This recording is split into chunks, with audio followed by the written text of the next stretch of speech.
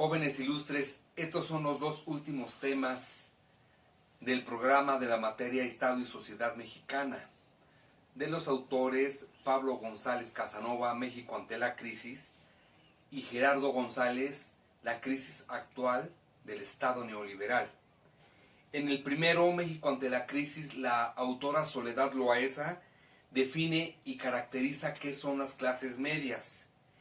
Incorpora la variable educativa y su vinculación con el trabajo. Por otra parte, también habla de la función política que tuvieron las clases medias y cómo dieron un viraje a partir de los años 90.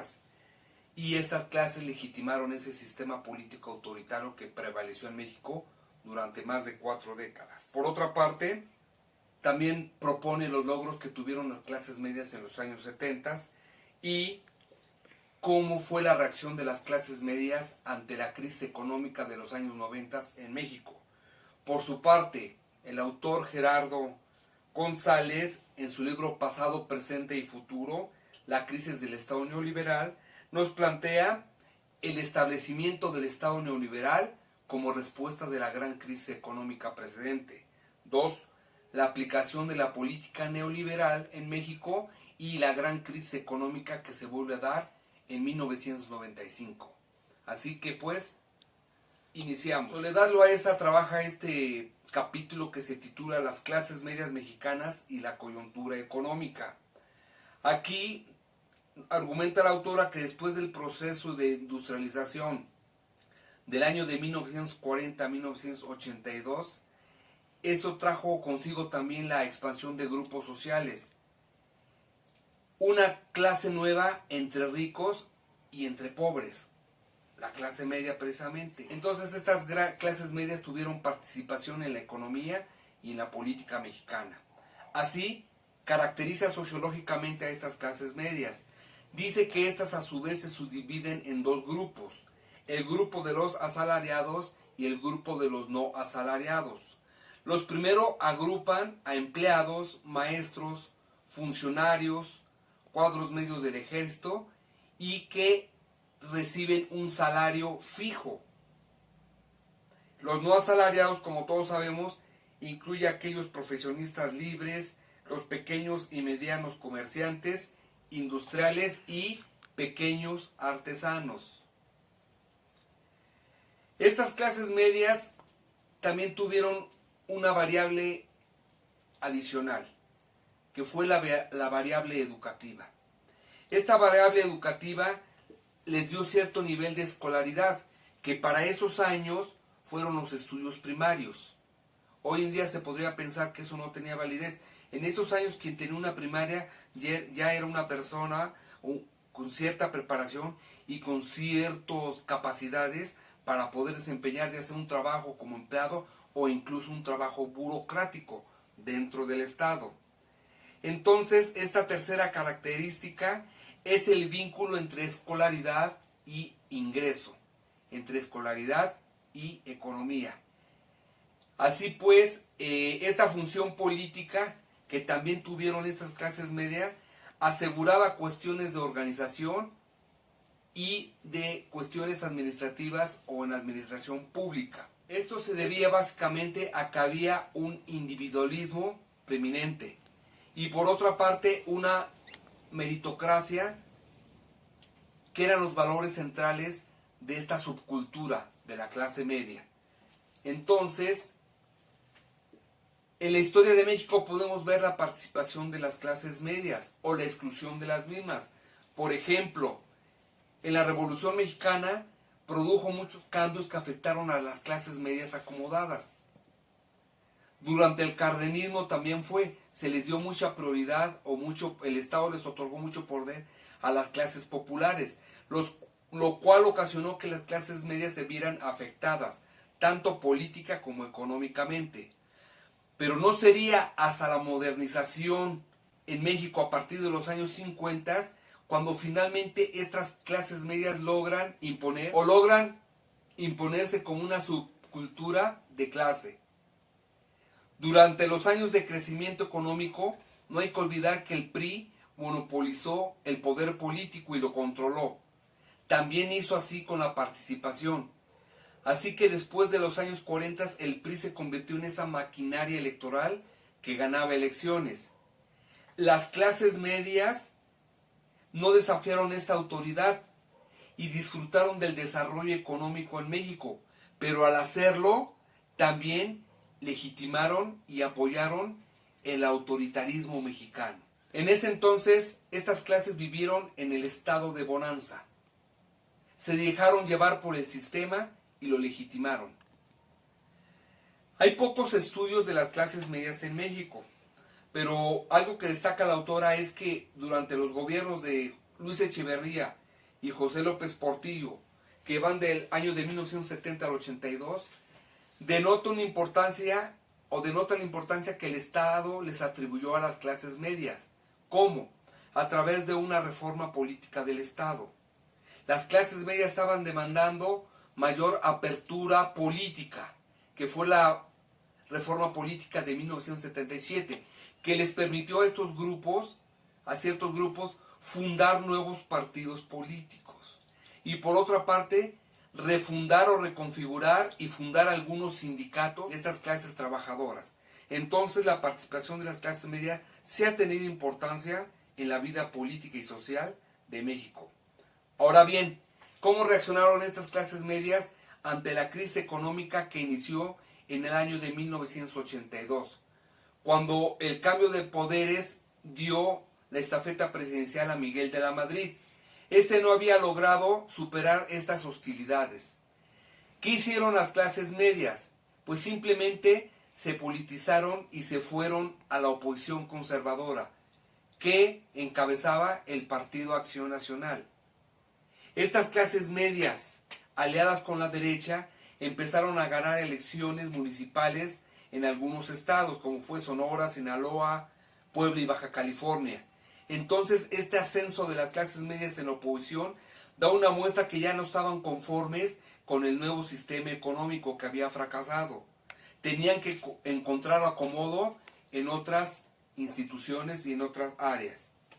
Así pues, esto significó el fin de la disciplina autoritaria de las clases medias en México y el resurgimiento en otros espacios de poder.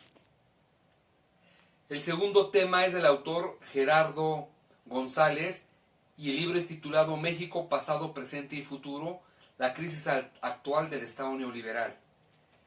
Así pues, inicia diciendo que el gobierno de José López Portillo, que como ustedes saben fue un gran cataclismo económico y financiero en México, esta crisis se agudizó cuando se restringieron créditos internacionales a México. Las tasas de interés se elevaron drásticamente y una sobrevaluación del peso y una fuga de capitales del extranjero.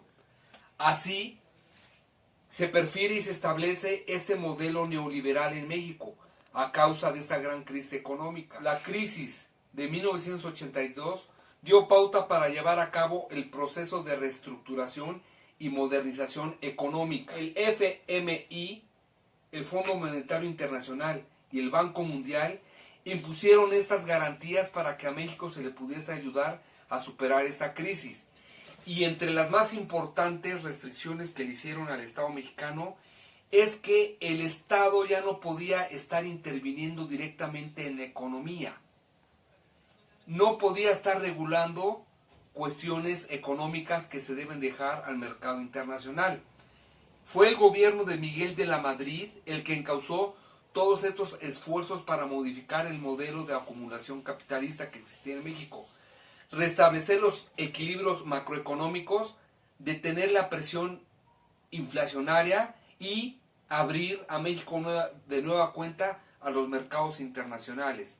Así se tuvo que llevar a cabo una reforma fiscal y financiera que favoreciera todos estos principios. La no intervención directa del Estado en la economía daría la apertura para la privatización y venta de empresas y servicios que el Estado tenía.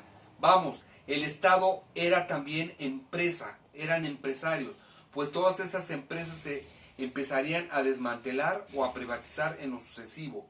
Así, la aplicación de esta política neoliberal se generaría un programa de reordenamiento económico sugerida por el Banco Mundial y el Fondo Monetario Internacional, conocido como el Consenso de Washington, en el cual se establecían todos estos lineamientos.